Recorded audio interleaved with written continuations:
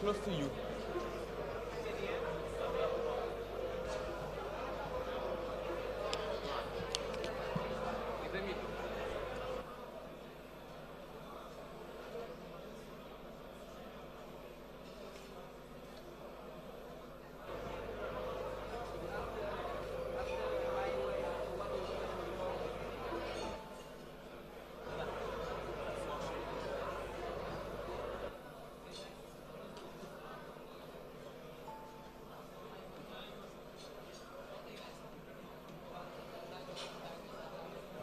Ok. Ah, super, merci beaucoup.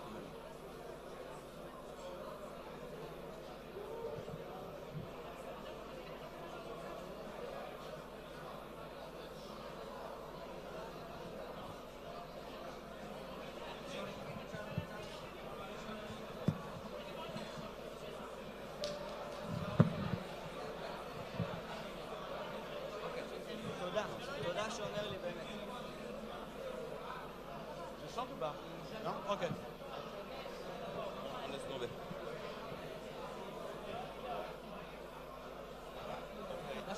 Il y a, je sais.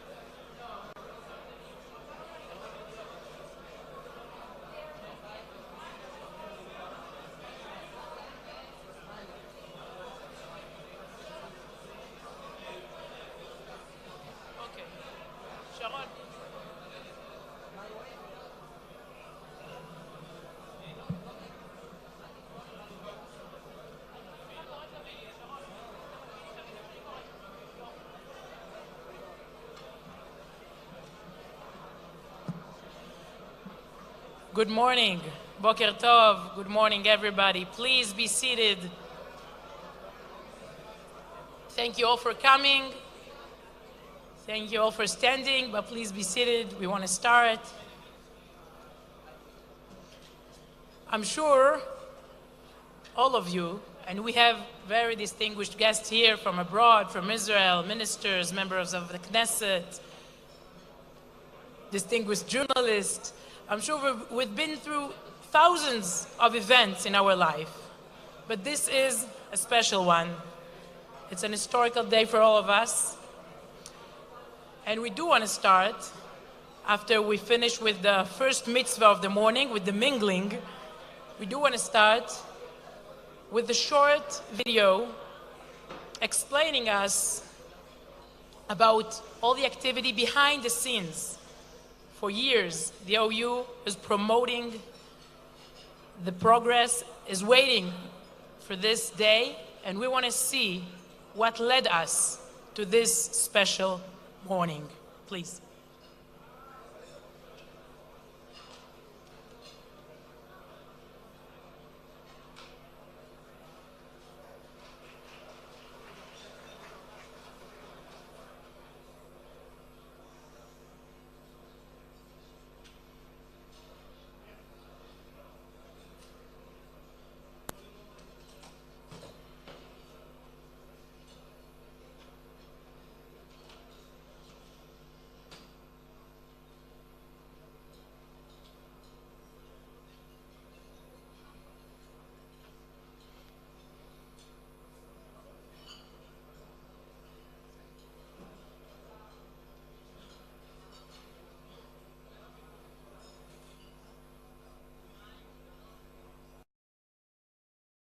I have determined that it is time to officially recognize Jerusalem as the capital of Israel.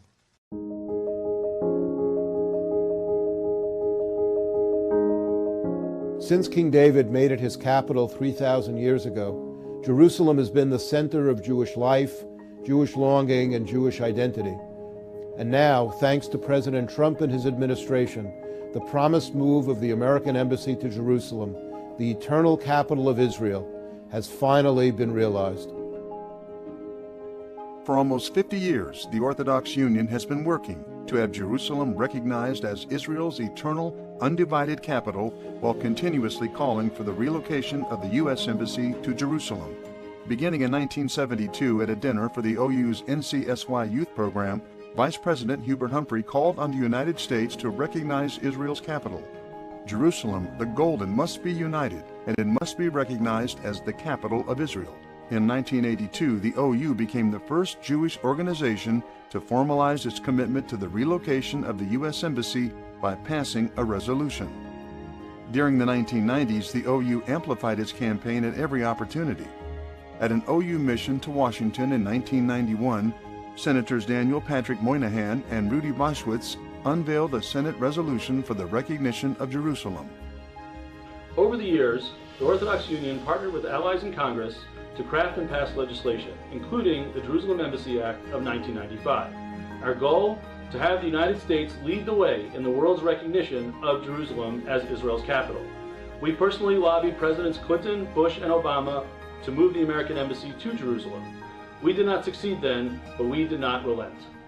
In the new millennium, renewed calls to divide Jerusalem were met by an increasingly determined and vocal Orthodox Union. In 2006, at its convention in Jerusalem, the OU adopts a policy resolution to oppose any attempt to divide Jerusalem. 2007, the OU meets with senior Bush administration officials and presses the U.S. to reject any offers to divide Jerusalem. And before Prime Minister Ehud Olmert went to the Annapolis peace talks, the OU requested and received a promise from him to keep Jerusalem undivided. 2008, the OU leads a march to the site of the proposed U.S. Embassy in Jerusalem and urges President-elect Obama to relocate the U.S. Embassy. 2009, the OU supports a new Jerusalem Embassy Act. For the next several years, the OU continued advocating through the media, publishing articles that help keep the embassy move at the forefront.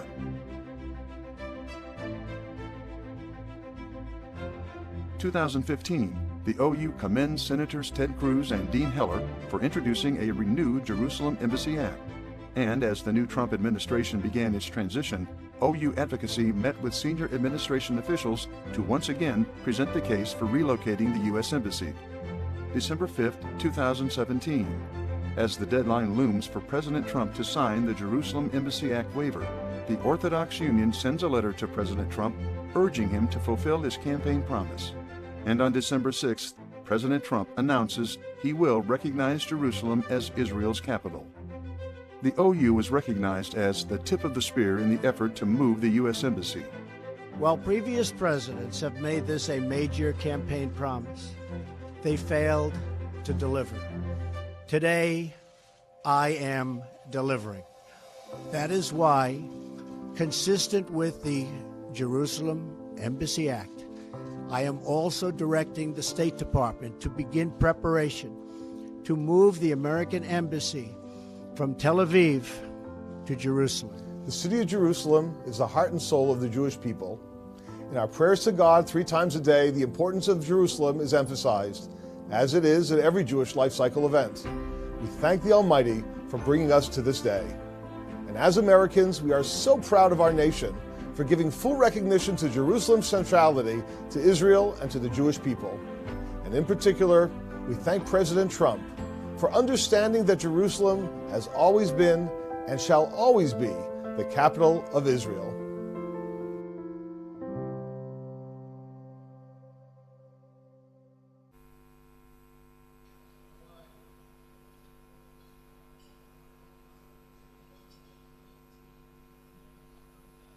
We welcome Chief Rabbi Lau. Thank you for joining us this morning. And Rabbi Tzan Chayuta, welcome.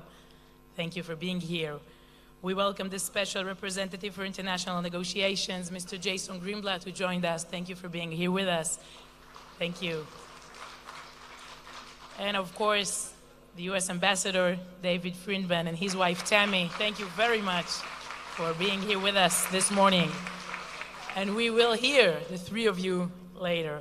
But now I want to call Mr. Alan Fagan. He's the vice president of the OU, but the last time I met him, it was actually the first time I met him. It was 2 weeks ago in New York in the Citi Field Stadium, the Mets Stadium. And it wasn't because we both went to a baseball game together. I met him there because the OU arranged a mega event there. Thousands of people coming to study Torah, to hear lectures and talks and shiurim, deliberately there in the stadium to prepare ourselves to the Chag, to the Shavuot, to Chag Matan Torah. I saw him there, and I think there is a connection, the Jewish values there and the Jewish values here today. And I saw him there, and he was very happy, very thrilled, and he was very busy. But I think this morning, Mr. Fagan, you're even happier and even busier, right? Mr. Alan Fagan, please.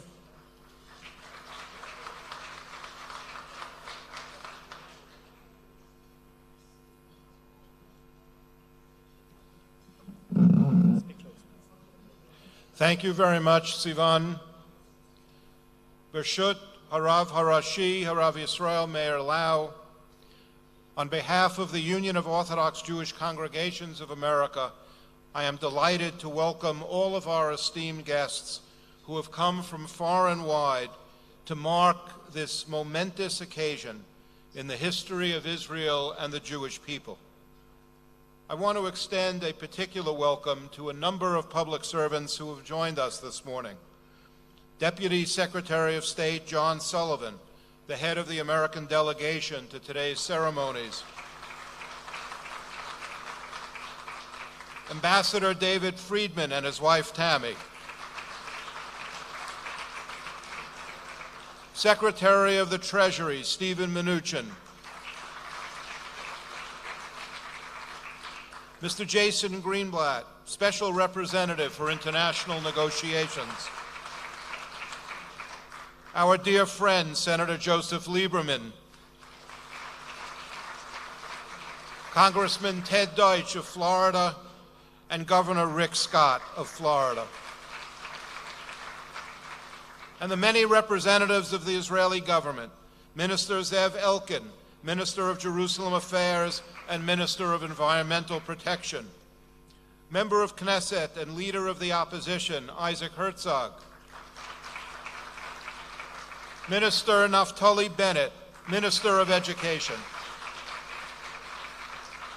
Minister Ayelet Shaked, Minister of Justice. Minister Gila Gamliel, Minister for Social Equality. Minister Uri Ariel, Minister of Agriculture and Rural Development. Rav Eli Ben-Dahan, Deputy Minister of Defense. And Ambassador Michael Oren, former ambassador to the United States and member of the Knesset. I want to extend a very warm welcome to the Minister of Foreign Affairs for Guatemala, Sandra Jovel Polanco. And we salute Guatemala for being the next country to move its embassy here to Yerushalayim.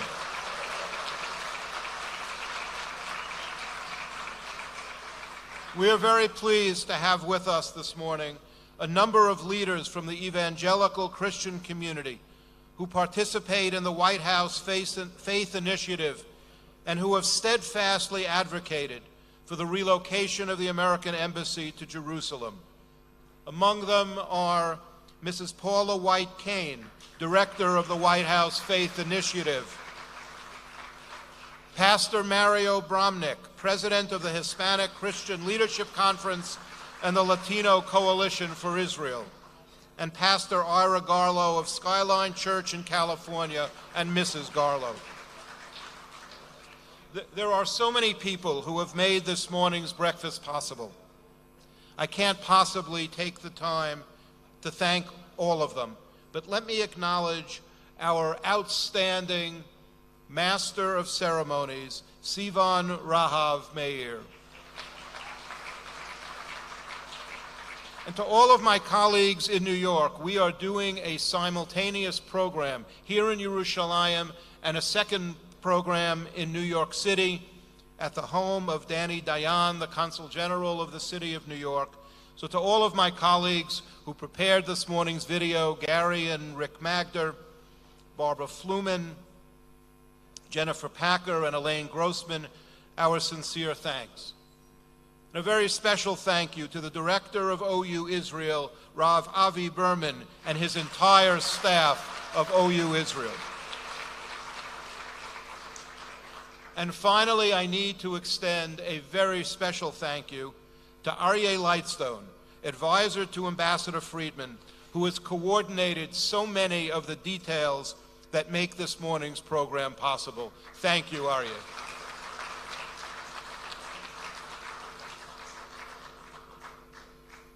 For thousands of years, the Jewish people have kept Jerusalem at the forefront of our minds and hearts. As we say thrice daily, U'lYerushalayim yircha berachamim tashuv, v'tishkon b'socha ka'asher dibarta. As Israel celebrates the 70th anniversary of its statehood, as we mark the 51st anniversary of the reunification of Yerushalayim Yer HaKodesh, it is a particularly auspicious moment to offer gratitude to God for the gift of a sovereign state and for Jerusalem as its eternal, undivided capital. Yerushalayim habenuya, the psalmists tell us, Ke'ir shechubra lo yachdav. The rebuilt Jerusalem is like a city that is joined together within itself, a city that unites, that brings together all who recognize its sanctity. And as you've seen in the video presentation, for decades, the Orthodox Union has consistently advocated for the relocation of the American Embassy to Jerusalem as the law intended.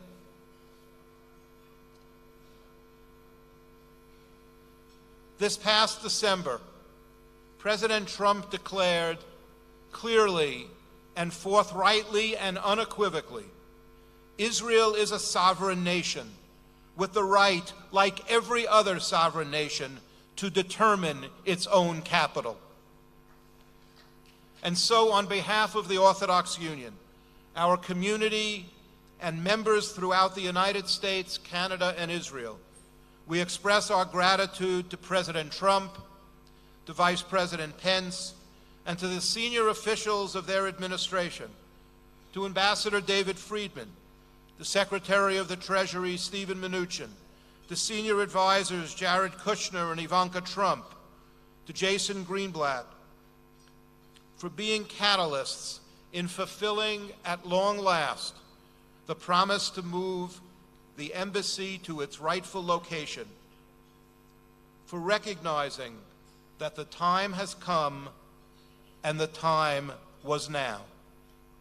To paraphrase the words of Tehillim, of the Psalms, as we pray for God to dwell within a rebuilt Yerushalayim, Ata takum terachem Sion, ki eis lechenana, ki va moed.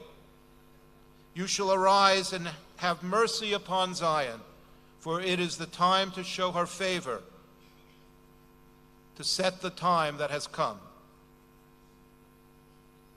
Let me ask Ambassador and Mrs. Friedman to please join me on stage.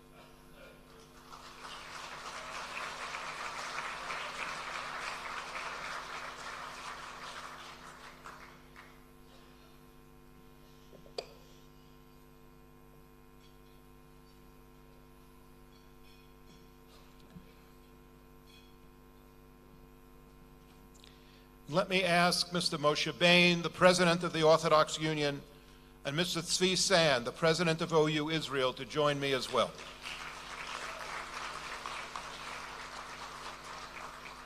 David, we are so proud to see you as the United States Ambassador to Israel at this remarkable, momentous moment.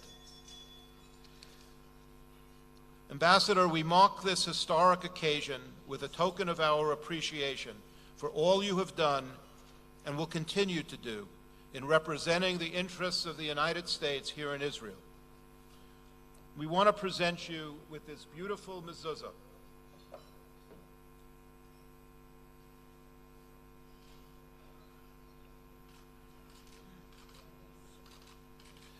It was designed by an Israeli artist, Emil Schenfeld, who is with us here this morning. We hope it will be affixed to the doorpost of your new home as you take up residence again here in Yerushalayim. And as you know, Ambassador, a mezuzah is a daily reminder of Jewish identity, of God's omnipresence, and the expectation that we must act every day in ways that are Mekadeh Shem Shamayim, that sanctify God's name. The Rambam, commenting on the mezuzah, tells us, V'yeda she'ein davar ha'omed la'olam u'li'omei olamim, ela yediat sur ha'olam. When one enters or leaves a home with a mezuzah on the doorpost, he realizes that nothing endures forever except for knowledge of the ruler of the universe. David, Tammy, may your home be filled with joy and happiness. May it be filled with wisdom and sound judgment as you represent the interests of America with its most steadfast ally. May it be filled with personal satisfaction, and may it be filled with the warm glow of peace and security. Amen.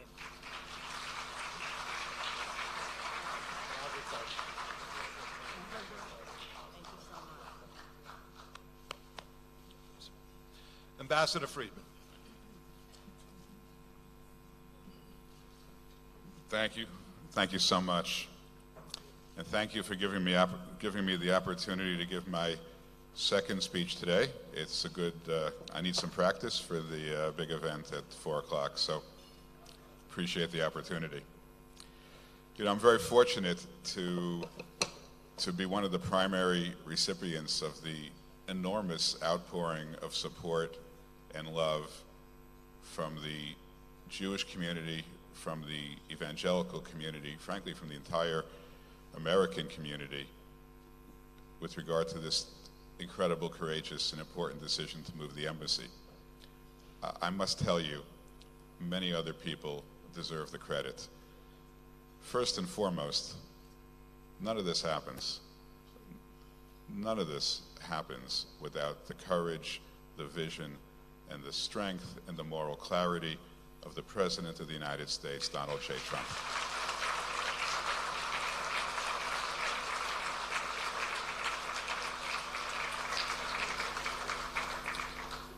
And it goes beyond that. We need support. It doesn't get done without the State Department. Our State Department is doing great work when John J. Sullivan was the acting Secretary of State, leading to the transition with Secretary of State Mike Pompeo, and even before that, we had enormous support from the Department of State. We had enormous support from the National Security Council, now led by one of Israel's greatest supporters, John Bolton.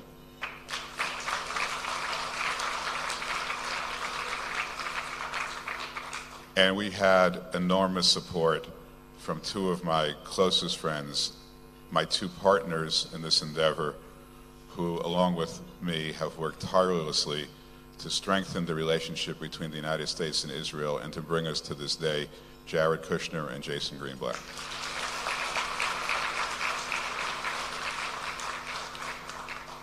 One of the things that gratifies me tremendously is that now that we are entering yet another campaign season and President Trump travels throughout the nation,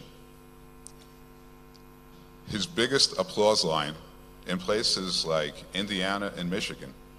Now we're not talking about Long Island or Borough Park, I'm talking about middle of the country. The biggest applause lines, he gets this every time, is when he reminds people that he's moving the embassy from Tel Aviv to Jerusalem. It is the single most popular thing that he has done, and the encouragement from the entire American community is more than heartwarming. People support the president's decision really on two levels.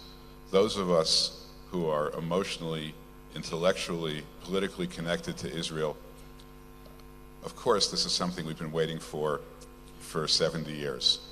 But even those in the American community who are not as connected to the state of Israel, they applaud the president's decision because they applaud the United States when it returns to the leadership of the world, when it returns to moral clarity, when it returns to truth, when it supports its allies, including its best friend and ally, the state of Israel. These are the values that the people of the United States hold dear. Last night I stood right here at this very same place, and I spoke at an event sponsored by the Friends of Zion, one of many evangelical groups that have supported our efforts to move the embassy to Jerusalem. I want to say to my friends of the Jewish faith, who I've grown up with and have known my entire life, through this experience, I can tell you something very profound and very important. When it comes to the state of Israel, when it comes to our values, we are not alone. We have great, great friends in the evangelical community.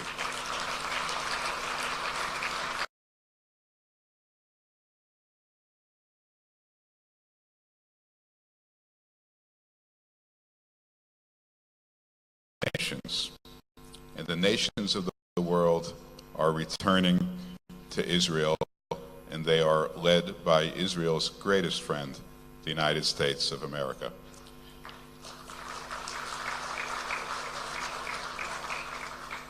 As those of us who pray to the Jewish God, those of us who are Jewish and pray to God, as we pray every day, V'techazena einenu b'shuvcha l'tzion b'rachamim, may we see the beginning of God turning to the city of Jerusalem with his mercy. V'chein yehi ratzon, and so let it be. Thank you so much.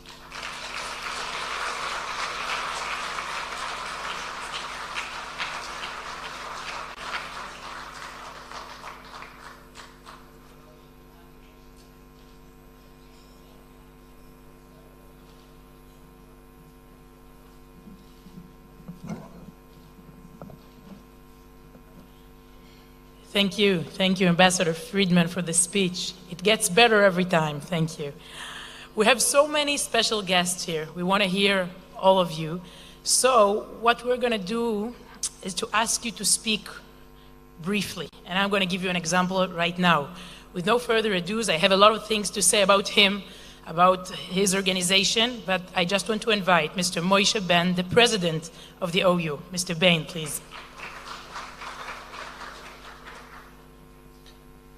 Ambassador Friedman and I, in a previous life, were lawyers in the same field of law in the United States.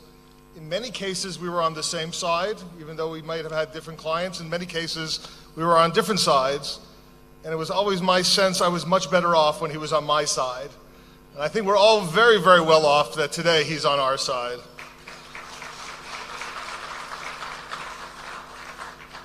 On behalf of the governors of the United States, the Conference of Governors, we have here this morning Governor Rick Scott.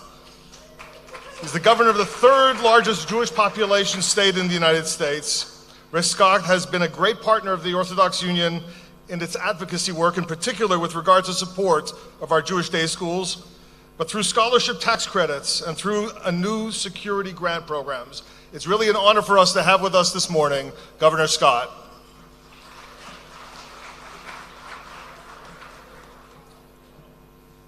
Good morning. Usually I travel around the state of Florida to see Florida residents. You just have to come to Jerusalem, you see a lot of Florida residents. Well, first off, I want to congratulate the Union for this unbelievable day. It's a real honor to be here. I want to thank Ambassador Friedman for the opportunity to be here today, his beautiful wife, Tammy. It's historic. I had the opportunity to be here the day that President Trump made this historic announcement that he would move the embassy to Jerusalem, but there's no better date than today. Florida will always be a friend of Israel. We're going to do everything we can to take care of our Jewish population in our great state, whether it's putting money in to take care of security at our day schools, making sure companies don't do business with our state if they're going to boycott Israel, doing joint research with Israeli companies to create more trade between Israel and Florida. But congratulations on a wonderful day. Have a great day. Bye-bye.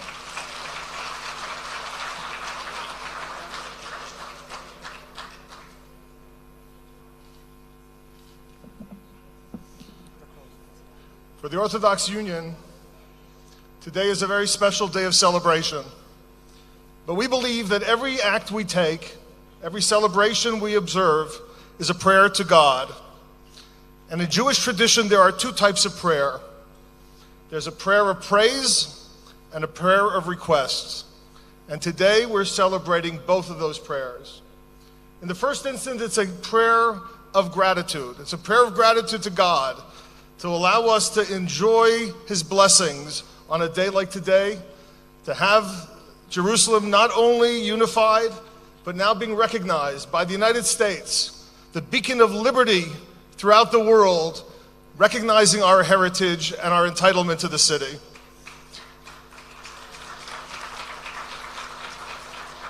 And it's also a day of gratitude to the Trump administration, to the president and his staff and his cabinet and his members of advisors for his recognition and his role in being God's messenger for this important day. And we thank the administration so deeply this morning.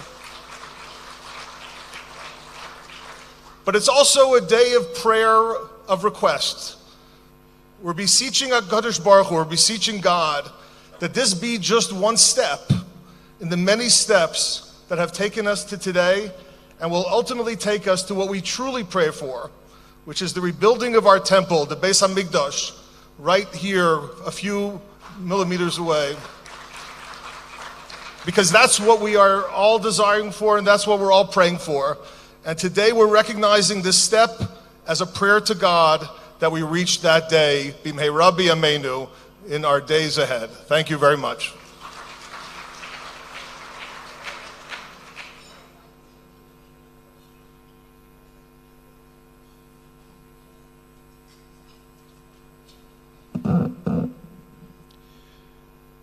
It's now my pleasure to make a presentation to our very dear friend, President Trump's Special Representative for International Negotiations, Jason Greenblatt.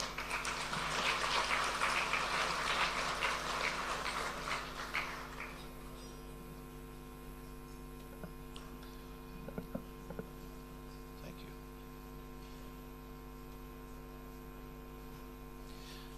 There is probably no one on the contemporary scene who has logged more miles and entertained more meetings in search of peace in the Middle East than you have.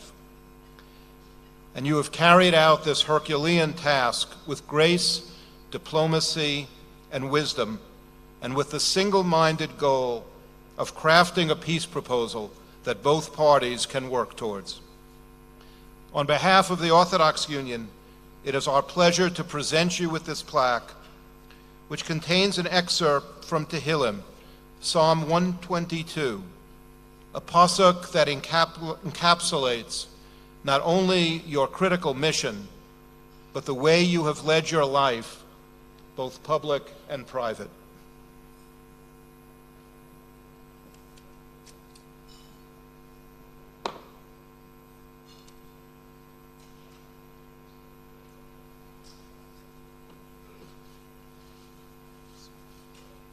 Jason, it reads, Sha'alu shlom Yerushalayim yishloyu ohavayach. Pray for the well-being of Jerusalem. May those who love you be at peace. And thank you for not only praying for peace in Jerusalem, but for devoting your talents and energy toward achieving that elusive goal. May your efforts be blessed with God's guidance.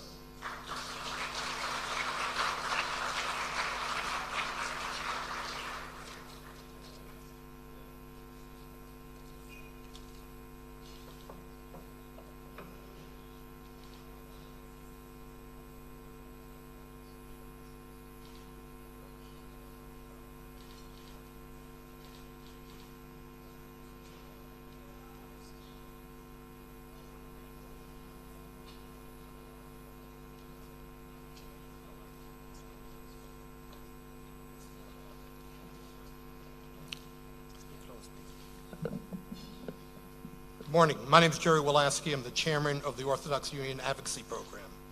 We're honored today to be joined by the 77th Secretary of the United States Treasury, the Honorable Steve Mnuchin. Secretary Mnuchin was nominated and confirmed to this post after a successful and distinguished career in America's investment and banking industry. We recognize Secretary Mnuchin's unique role in shepherding the U.S.-Israel relationship, especially the security of Israel and the region in the fight against terrorism. Under the Secretary's leadership, the U.S. Treasury is committed to bringing the maximum pressure to bear upon those rogue states and other entities that support terrorism. The Secretary's presence today here in Jerusalem is a testament to his appreciation of this momentous occasion. Mr. Secretary.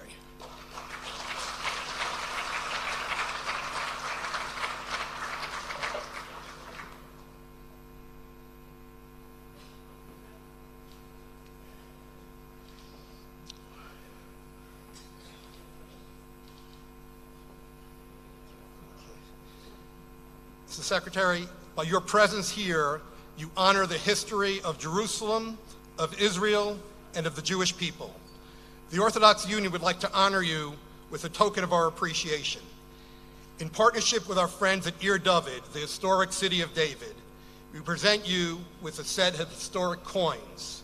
Found just a few thousand meters from here, where we're standing today, these coins were stuck in the year 70 and commemorate an ancient stand against ancient terrorists, the Romans, who invaded and plundered Jerusalem. Our ability to gather today in Jerusalem under Jewish sovereignty is a testament to God's blessing and the perpetual fight for liberty and justice. Thank you for honoring the Orthodox Union with your presence here today. Thank you. Thank you very much. This is a great honor, first of all, to get the money. I got the first national medallion, and I also got the Great Revolt bronze coin, so that's quite a combination, and something I will absolutely cherish. It's great to be here with all of you today. What an extraordinary day. I am so proud to serve in the Trump administration, and I am so proud to be here today. I know this is a day I will always remember. It's a day 70 years in the making. It's a day 20 years later after Congress passed a law to move the embassy to Jerusalem.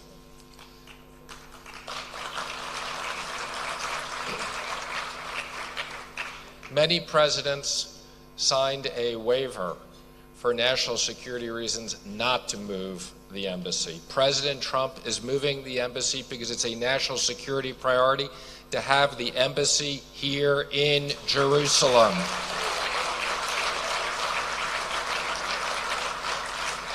It's also the right thing to do, recognizing one of our greatest partners in their capital, and us being here, moving our embassy, is a big step in our relationship with Israel.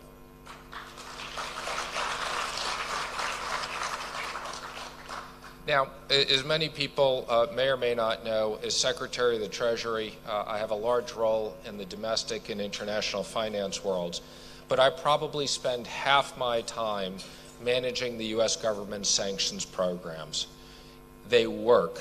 It's a very, very important part of everything that we do. We have no greater partner than the State of Israel in our fight against terrorism. President Trump and I are committed to use these sanctions to the maximum amount possible to make sure that we stop the flow of funds to terrorists and stop the funds that support rogue regimes. It's only appropriate that in the same week that we are moving the embassy, that the president refused to sign waivers on the nuclear agreement with Iran.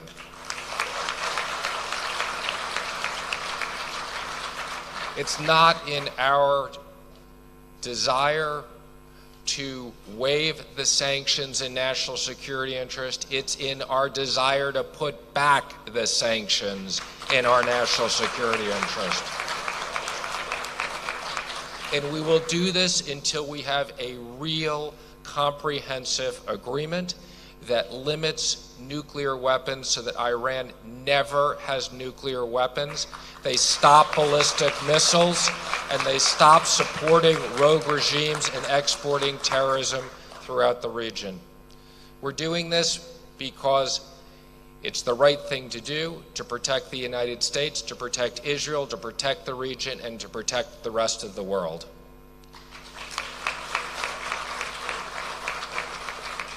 Now, if all those reasons weren't good enough, there's another reason to move the embassy. As some of you know, the president was a real estate developer. And the president wanted the American embassy real estate on the right side of the town here in Jerusalem. So, Mr. Ambassador, we look forward to you moving your residence. I know you're going to have a big gain on that other one we have over there. And it is a great honor to have your name as the first ambassador to Jerusalem in Israel. This never would have been done without you, without Jason, without my very close friend, Jared Kushner, and Ivanka Trump.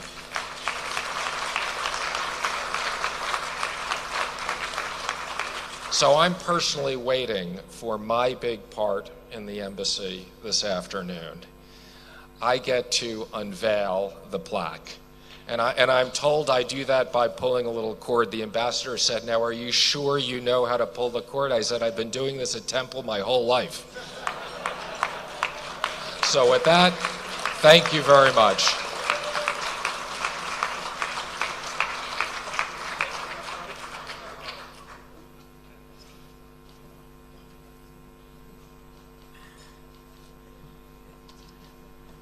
Thank you, Secretary of the Treasury.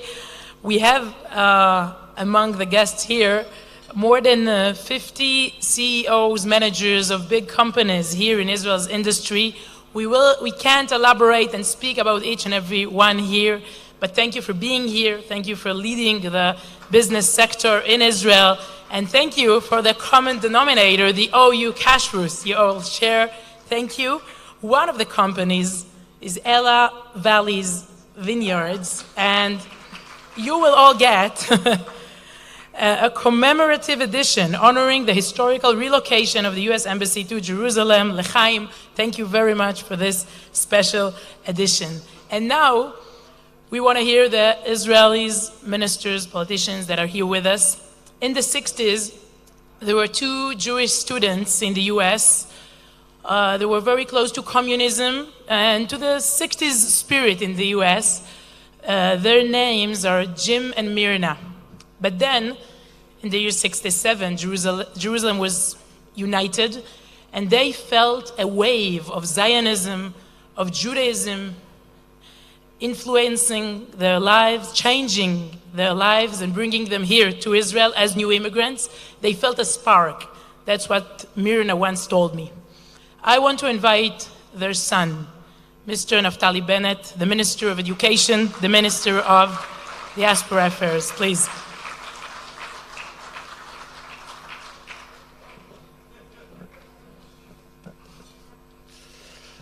Good morning. Secretary Mnuchin, are you still around? I just wanted to point out that America has been giving Israel a lot of financial aid, and that's the reason today we, Israel, provided America with those coins. It's time for us to give a bit back.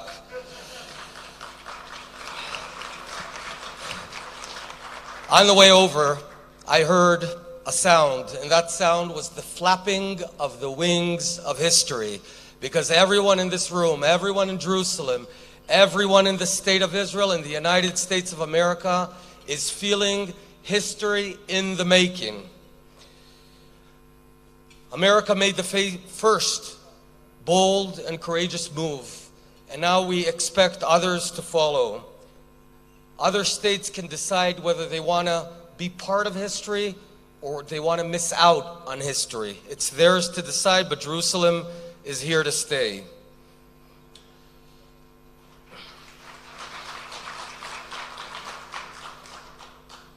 I want to thank the OU for the ongoing remarkable support, arranging this day and in general.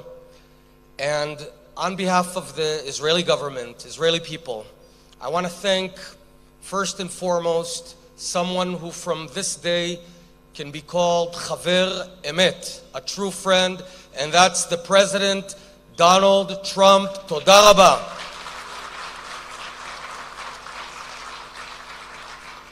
I've been asked over the past 48 hours by media, I won't call it what the President likes to call it.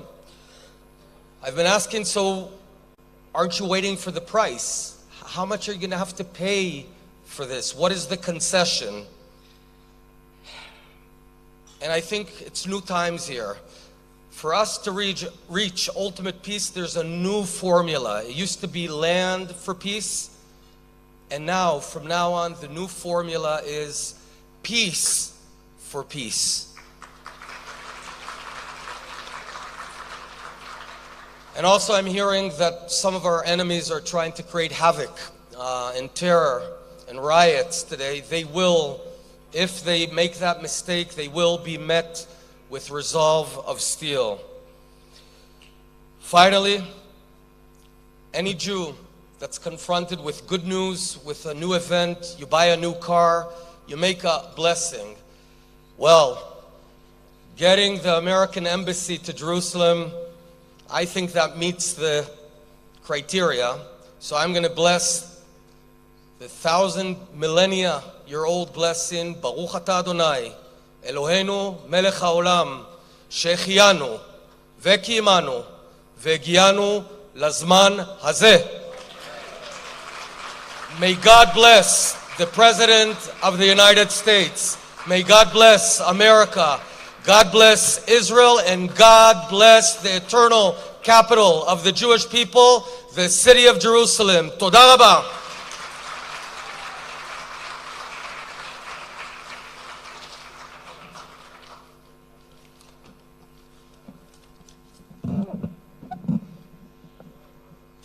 Thank you. Thank you very much. Thank you.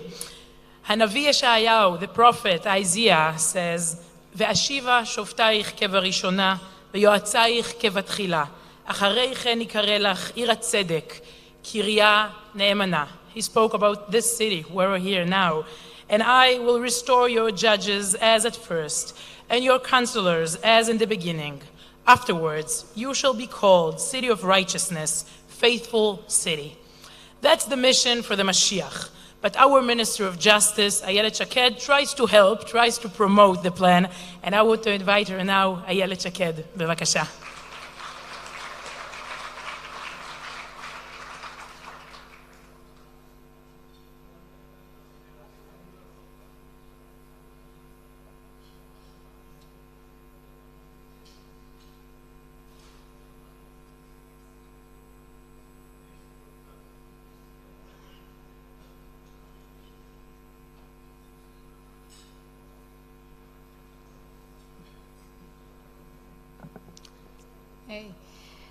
Good morning, everyone, distinguished guests. I'm very, very excited to be here.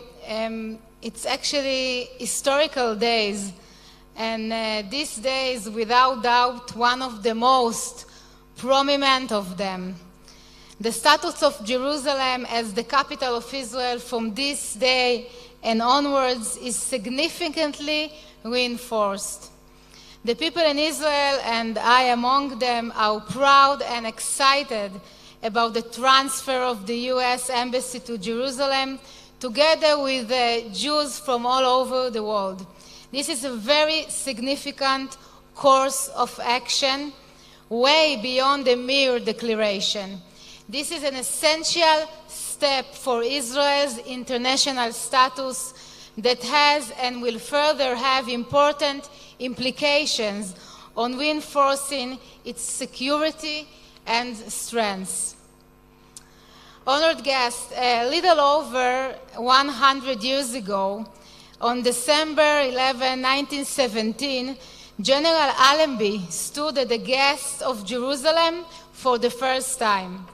Out of respect for the holy city, he dismounted his horse and entered on foot through Jaffa Gate, really close to this location. On that occasion, Allenby declared the Jerusalem Declaration. On December 6, 2017, the President of the United States of America, Donald Trump, made a modern Jerusalem Declaration. For us, the Jewish people, there is no need to say that Jerusalem always was and remains our capital city. But definitely for the world, this was very, very important declaration. The decision of the 45th President of the United States to set the location of the embassy here in the city is an additional layer in the decision taken by the Israeli government on June 67 in a shelter of the first floor of the Knesset. There, under the Jordanian bombardments, the government headed by Levi Eshkol ordered the IDF to liberate the old city of Jerusalem, the Western Wall, and the Temple Mount. The transfer of the embassy to Jerusalem on its holiday as part of its recognition as the capital of Israel is measures of extraordinary value that will be cherished in our hearts forever. The head of the greatest and most important superpower in the world, our brave ally, for the first time turned the promises of his predecessor into a finalized fact. The recent decision of the President to pull out from the nuclear deal is an additional example of his determination and courage, an example for his ability to lead courses of action that will change the face of history and stand alongside Israel without hesitation. Trump, in my mind, is the Churchill of the 21st century.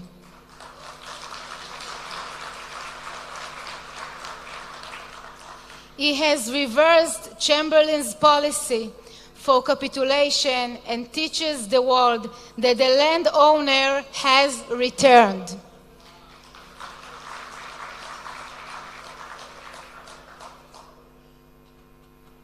In these days, when the threats against Israel are increasing, anyone who plots to harm us should know that it should expect to pay a very heavy price. The Jewish people is no longer a wandering, defenseless entity. Our existence here is an undisputed fact.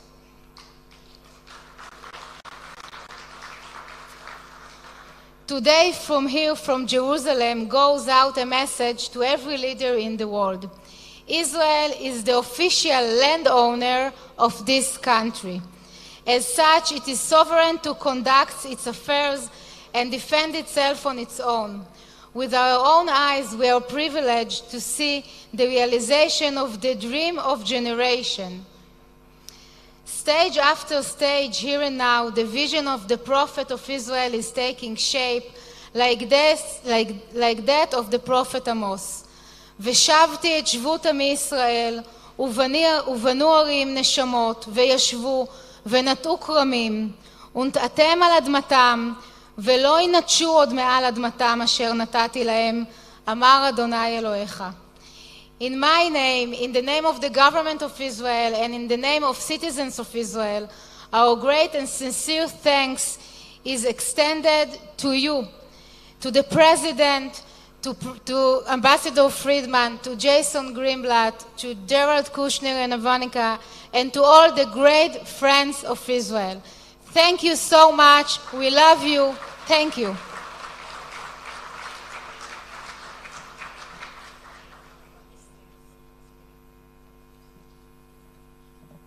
Thank you, Ayelet Shaked, the Minister of Justice. Thank you for your words. yesterday, when we sat here in another meeting speaking about behind the scenes of the event, the organizers, wait a minute, the organizer, Arav Avi Berman, the head of the OU of Israel, yeah, thank you for everything. Thank you for this event. So when we spoke, he said, listen, Jerusalem is above politics, and that's why we have members from almost all the parties in our parliament, in our Knesset here, because we feel it's more than coalition, opposition things, and that's why we were so happy that the head of the opposition, the leader of the Labour Party, will be with us, Mr. Yitzhak Herzog. And I said, yeah, it's great that he's coming. Of course, it's a good message. But I don't think he only represents the Labour Party here. I think if Mr. Herzog will come, he will represent his father, Chaim Herzog, our president. He was also our ambassador in the UN before the days of Nikki Haley. And he will represent his grandfather, Harav Yitzchak Herzog, the chief rabbi of Israel, who did so much with President Roosevelt during World War II, with the Pope after the Holocaust. I think he will represent them too, and in a way, I think their spirit is here with us today in this momentous occasion. So I want to invite the head of the opposition, Yitzchak ben Chaim ben Yitzchak Herzog. Please.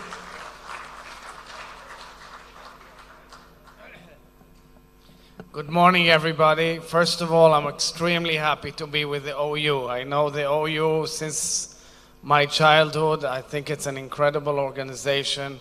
I think what it's done for not only for kashrut, but for the incredible strength of the Jewish people is something worth noting in this very happy moment and very happy day. Toda Rabba to all of you.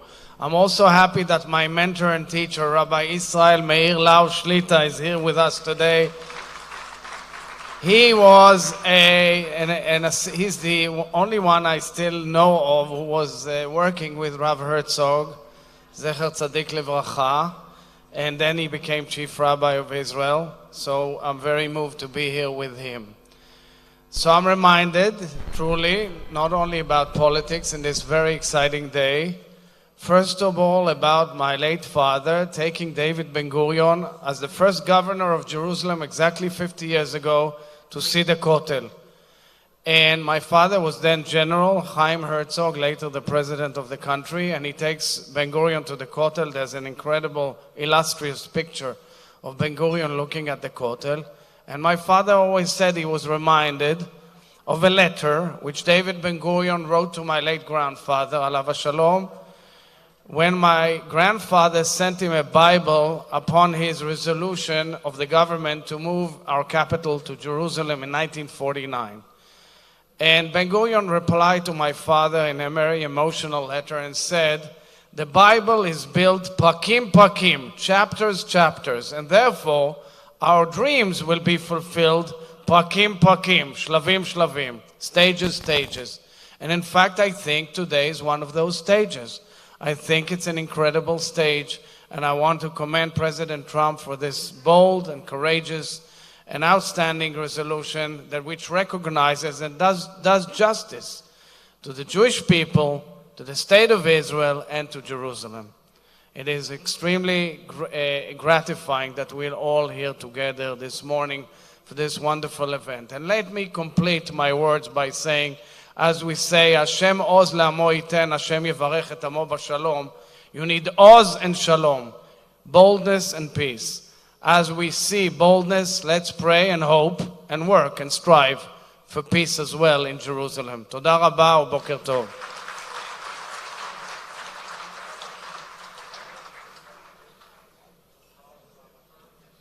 Thank you, Mr. Herzog. I met the next speaker a few months ago. I had the honor of covering a big flight of Nefesh B'Nefesh coming to Israel, hundreds of new immigrants, new Olim coming to Israel. And the minister that waited when they landed, he waited on the ground, and his name is Ze'ev Elkin. The first seconds as Israelis, they heard him speaking, and in their first seconds here in Israel, and he told them, you know why I came?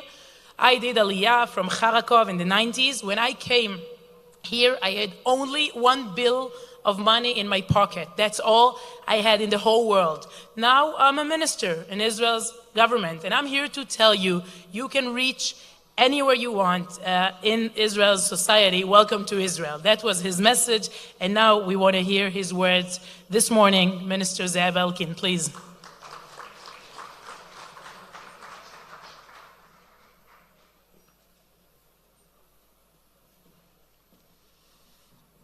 Good morning, and thank you, Sivan. With the permission of the former Chief Rabbi of Israel, Rav Lau, for me it's a very, very special event today, and I will try to explain. I'm standing here as a minister of Israeli government, as a minister, one of my capacities as a minister of Jerusalem in this very symbolical day for our city, for our capital, in the event of OU. And when I hear that I was invited to this event, the first thing that I thought about it was that something like 29 years ago, when I was 19 years old young boy in former Soviet Union, one of the leaders of the Jewish community in my city. After some years that I studied Hebrew, I began to study Hebrew in the time of the undergraduate Jewish movement as a high school child, and then I continued as a student. And then I met delegation in Moscow, and I told them there are many kinds of Jewish activities in Moscow in this time. It was, I think, the beginning of the 1990s. Let's come with me to one of the biggest cities in the former Soviet Union, to Kharkov, the city with 2 million citizens and with a Jewish community more than 100,000 people, 100,000 Jews. And let's try together to rebuild the Jewish life in this city, and let's try together to return to the Jewish community, one of the biggest synagogues in Europe. And the leaders of the delegation, and you can guess what kind of delegation it was. It was a delegation of OU. It was their first visit in former Soviet Union. They told me, you know, we are ready. They come with me to Kharkov. They came with me to the mayor of Kharkov and told him, as a Jews of America, we are very interested that you will return to Jewish property, to Jewish people. And at that time, it was the big American delegation that came into the city. It was a big event. And then he told him, I promise you that I will do it. After some months, of course, he didn't do it.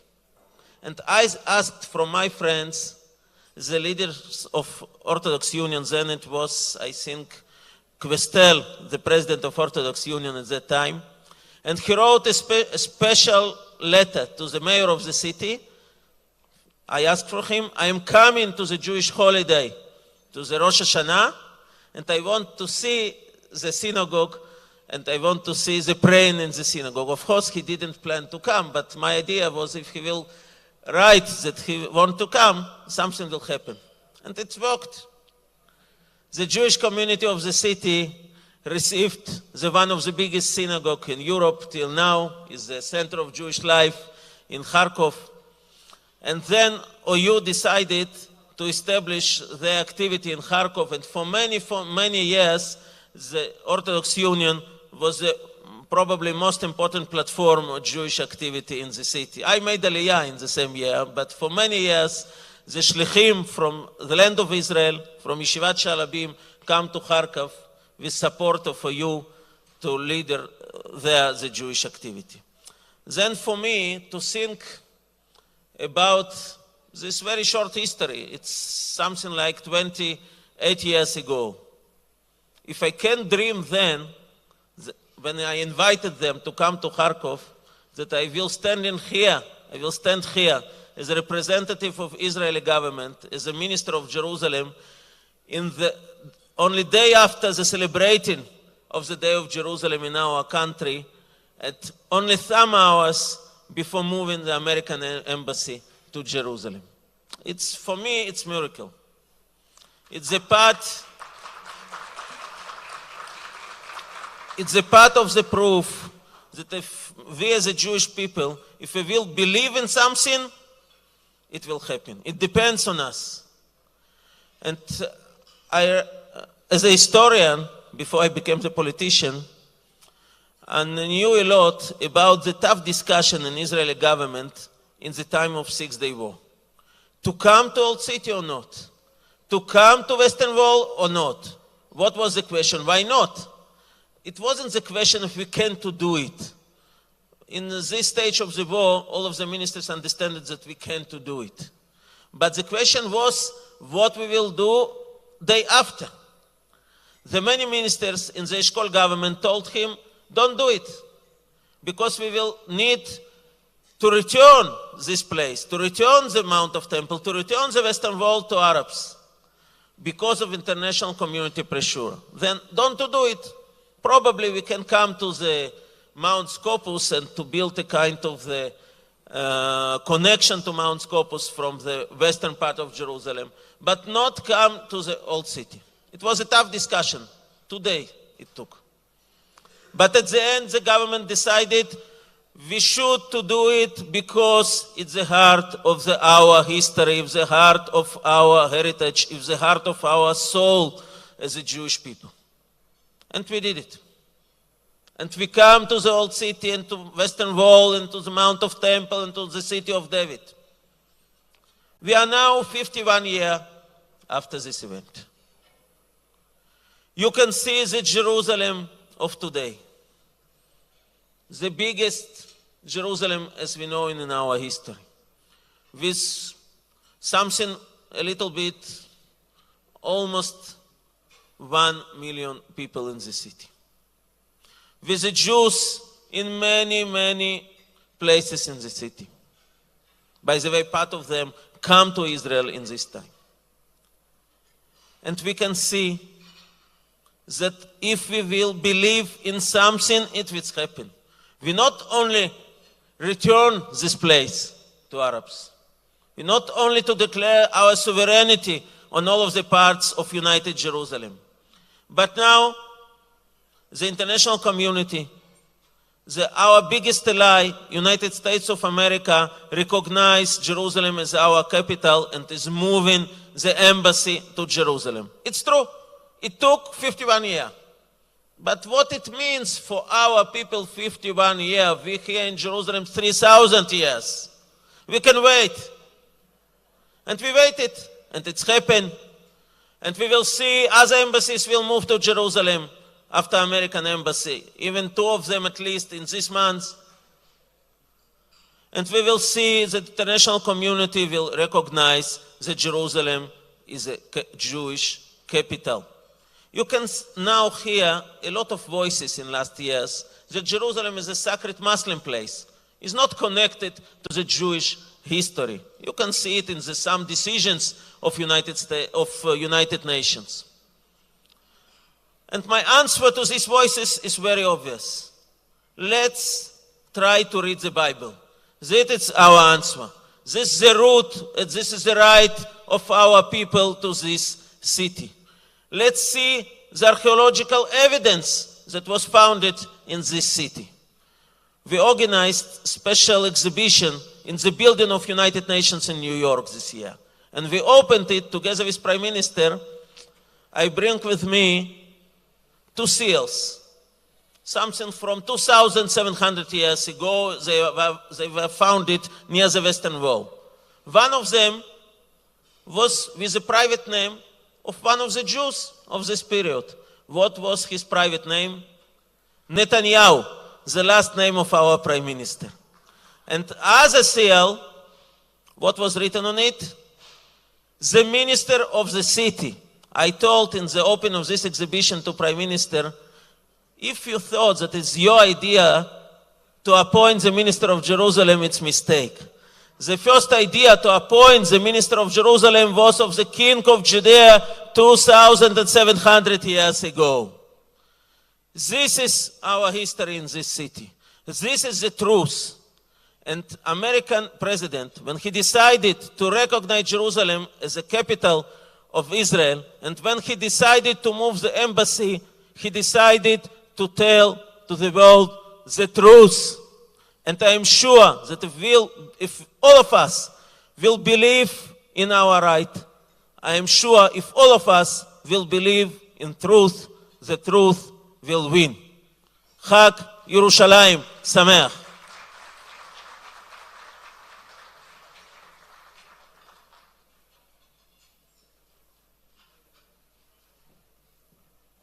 Thank you. Thank you very much, Minister Elkin. Some of you came and just now you told me, listen, you've mentioned all the important guests and the ministers and the ambassadors, but the most important guest here, how can you ignore her? Miriam Peretz. Thank you for being here with us. Thank you very much. We all remember the speech you gave on Independence Day. You taught us there are 4 words in Hebrew you must know. Do you remember? Torah, Shalom, Todah, and Yerushalayim. So thank you for the lesson, and thank you for all the lessons. You're a great friend of the OU. Rabbi Berman just told me you met thousands of teenagers with them abroad and here in Israel. Thank you very much. Moving forward, thank you. Last speaker, I really want to hear what he has to say. I'm looking forward to hearing his perspective in this special day. I will invite Rabbi Menachem Genak to invite him, Rabbi Genak, the head of the OU Kashrut, OU Empire. Thank you. You know how many times I've been searching for the brand all over the world. Thank you for that, for doing it. Thank you. You know, before Senator Lieberman was here, he had to leave. But Joe Lieberman, when he was running for the Senate, always used to quote Henry Kissinger. Henry Kissinger would always be introduced, and for the man who needs no introduction. And Kissinger would say, you know, it's true I don't need an introduction, but I'd like an introduction. So I'm going to, for the man who actually needs no introduction, Rabbi Lau, on this very, very special day, you know, I was thinking as Buzi Herzog was speaking about when his father, Chaim Herzog, brought Ben Gurion to the Kotel after the Six-Day War, listening in my mind's eye, I was thinking about Rabbi Lau when he made his brilliant and always eloquent presentation about Ben Gurion when he spoke in front of the Peel Commission, with what right do we have for this land? And Ben Gurion took out the Tanakh. So I just wanted to say this. You know, I once heard a question from my Rebbe, Rav Soloveitchik. The Rav asks, why is it that the Kedusha of Har Sinai, the greatest event, which we're going to celebrate this coming week, the greatest event in human history, the Kedusha of Har Sinai evaporates. But the Kedusha of the Beis Hamikdash and Yerushalayim is eternal. And the Rav said that the reason is that Har Sinai, we were all completely passive. Kadosh Baruch Hu, Kolos Ubrokim, the Shechina dwelled on the Har, but the Beis Hamikdash required human effort and sacrifice. The Mokum HaMikdash of the Mizbeach is the place of the Akedat Yitzchak, and the Mikdash requires people to build the Beis Hamikdash.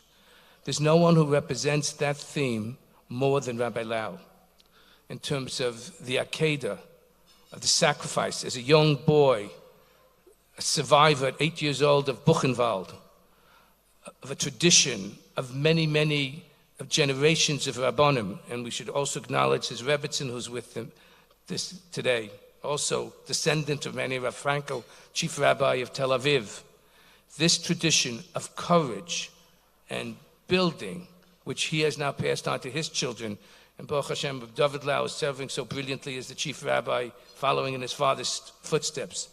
That sense of sacrifice and commitment, his extraordinary eloquence has inspired generations of committed Jews and not committed Jews, people who are coming back to Torah, an extraordinary spokesman for Torah and Zionism and the state of Israel. Rav Lau, the former chief rabbi of Israel. It's my honor to introduce him.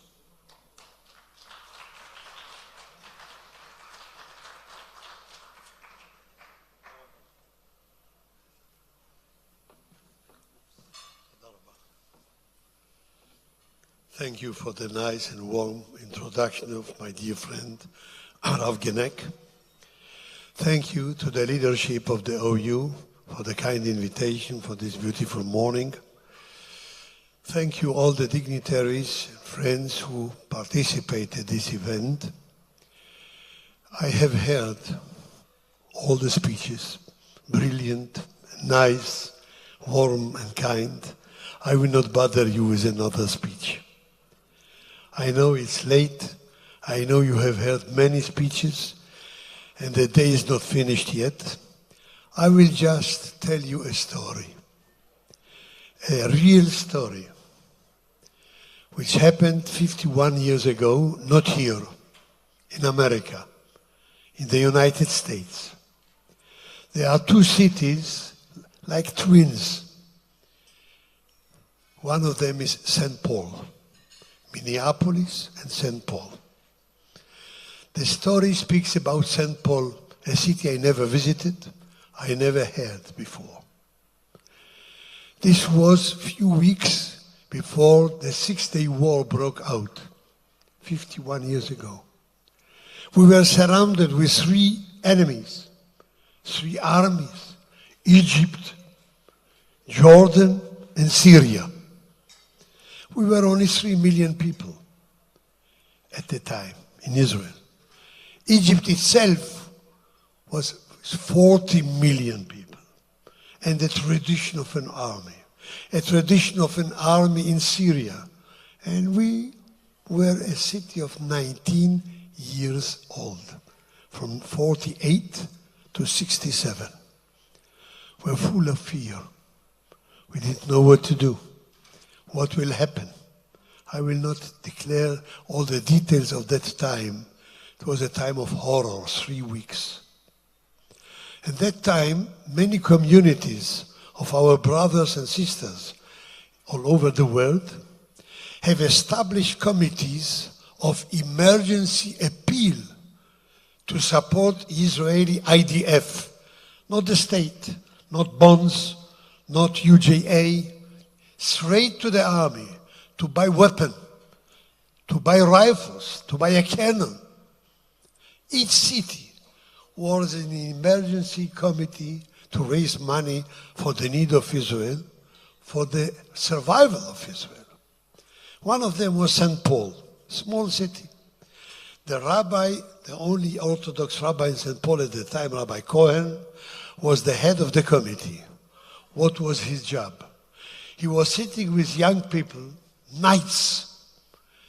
All the names in the telephone book, the telephone guide of the city, whose name sounds Jewish. So we can appeal to him, please, help us. Our nation is in a trouble. We are in a danger. The state of Israel is collapsing. Do something. Send a donation. They went from A to Z, all the names which were not involved in the activities, neither the OU, nor the UJA, never in the bonds activity, and they didn't attend the shul, not even the high holidays. And they found a name which sounded a little bit Jewish. The name was a Spanish name, Cardozo. In the Yeshiva University, there is a school of judges named of Cardozo. The medicine school is named on Albert Einstein. And the justice school, Cardozo. Maybe Cardozo was from one of the Marranos in Spain, 1492. It sounds Jewish. Do you know Cardozo? We know. He's the owner of this mall. The biggest mall in St. Paul belonged to a man called Cardozo. But if he's Jewish, we never met him in any Jewish function. We don't know. Let's try, what can we lose? Rabbi Cohen picks up the telephone, calling Mr. Cardozo. Mr. Cardozo, here is speaking the rabbi of the Jewish community in St. Paul, Rabbi Cohen. No comment.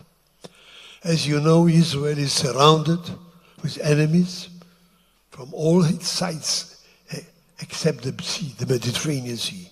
They want to throw us to the Mediterranean Sea. Will you be ready to help us? We have an emergency appeal just to buy weapons to defend ourselves. May I come to you to explain you the situation and to ask your help? Don't come. Only 10 minutes of your time. I will not steal more than 10 minutes of it. No, don't come.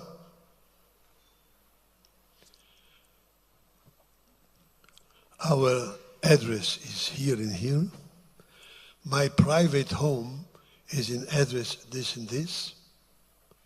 And we will appreciate if you will help us. He didn't know the Rabbi Cohen if he's a Jew or not. No comment. He didn't ask. After midnight, 12 o'clock, someone knocked at the door of Rabbi Cohen. He opened the door. A young messenger with an envelope stood at the door. Mr. Cardozo sent it to you. Are you Rabbi Cohen? Yes, I am. Good night. There was a check in that envelope with a sum bigger than all together the sums of the donations of the whole community of St. Paul. One per man. We didn't know his face. Never spoke to him, except those 2 minutes. And everything was, no, no, no, no. Don't come, don't send. He sent a check bigger than for the whole community. The war ended as it ended, 51 years ago. A few months later, Rabbi Cohen have heard that Mr. Cardozo ran bankruptcy and he lost all his money. And not only this, he had a heart attack. In a very dangerous situation, he is in the hospital of St. Paul. Rabbi Cohen didn't hesitate. Bikur Cholim is one of the greatest mitzvot in Judaism. He went to visit someone who he never met in his life. He didn't know his face. He came, listen to the end of the story. He came to the hospital and the lady brought him to the room of Mr. Cardozo. He came in, he couldn't see his face, full with channels.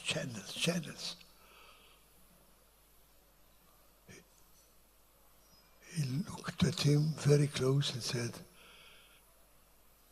"My name is Rabbi Cohen.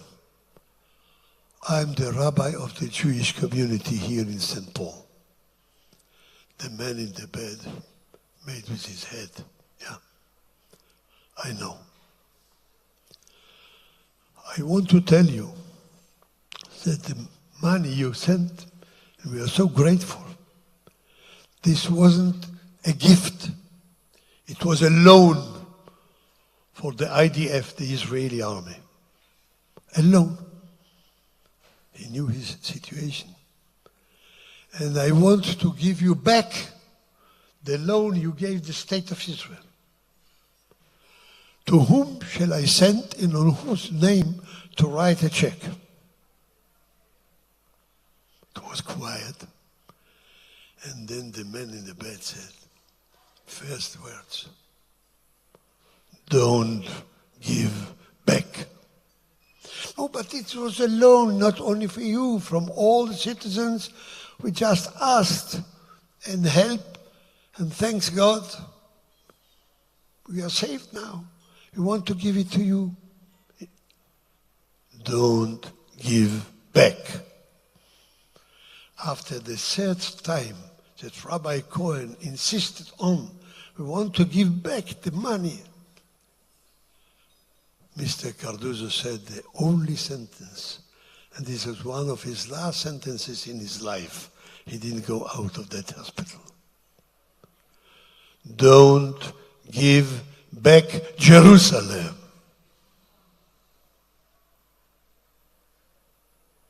He didn't care the money. He didn't speak about the money. He didn't need that money. Maybe he knew that he's going to die. But one thing was in his mind. Don't give back Jerusalem.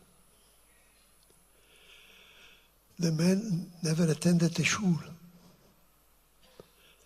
Never attended one of the activities of the Jewish community. Never visited Israel. Never touched the stones of the Kotel. And one thing was in his mind before he passed away. Don't give back Jerusalem. If you need an example and a proof how deeply is Jerusalem rooted in the blood, in the soul of the Jewish people, take Carduzo, Zichrono Livracha.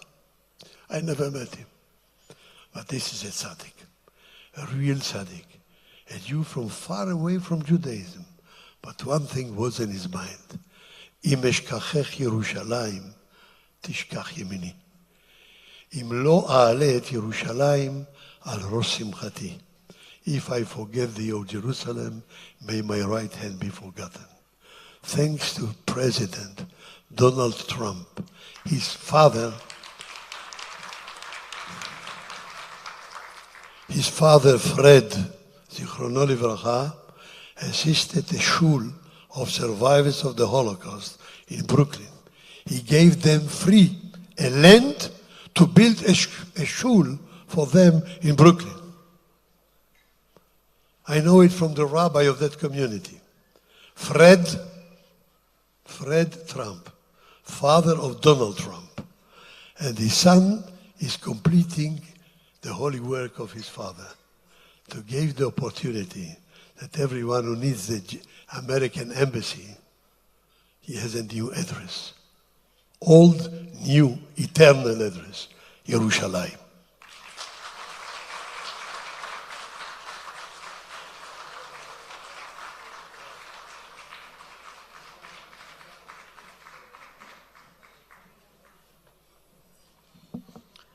Wow. Thank you, Rabbi Lau, for your words. Thank you. Seeing you here with us this morning, the young kid from Auschwitz, being here with us, it means a lot to us. Thank you, and thank you, Rebbetzin and Chayuta, for everything. Thank you both. And now, we want to sing both anthems after being here together and sharing mutual beliefs, mutual ideologies, and a great breakfast. We will, one last photo op. We want to sing both anthems, the Israeli anthem, Hatikva, and the US anthem, Our Star of David, and Your Stars. We do invite again Gabriel Shuraki String Ensemble, and Yaakov Motzan, the Israeli famous Chazan Yaakov Motzan. We still remember you in this city field, in the event there for Hatikva. Only Hatikva, and Eyal Shuraki for the US anthem. Please come to the stage. Thank you all. God bless America. God bless Israel. God bless Jerusalem. Thank you very much. מתחילים באמריקאי.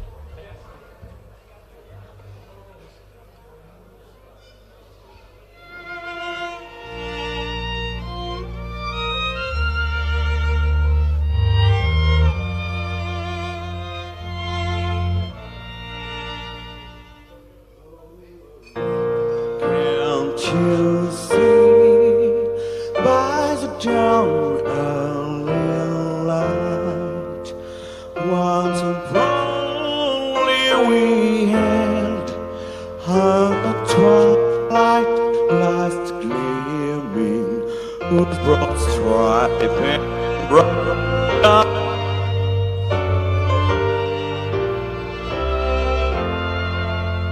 All around where some gallantly streaming, and the rockets red glare, their bombs bursting in air, gave bruise through the night. Thou the flag was still there. Oh, Satan, thou lost our splendor, but now ye away.